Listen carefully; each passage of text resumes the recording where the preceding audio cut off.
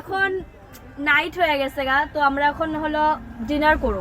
তো আমরা লাঞ্চ করে নিছিলাম, তখন তো আমি ভিডিও করি নাই কেন কি বহুত মানুষ আসছিল, আর কিন্তু এখন একটু শান্ত হয়েছে দেখা আমি একটু আবার কথা কইতে পারতেছি। তো লাঞ্চের জন্য অনামিকার মা আমাদেরকে কি বানায় দিয়েছে আমি তোমাদেরকে দেখাই, আসো সামনে।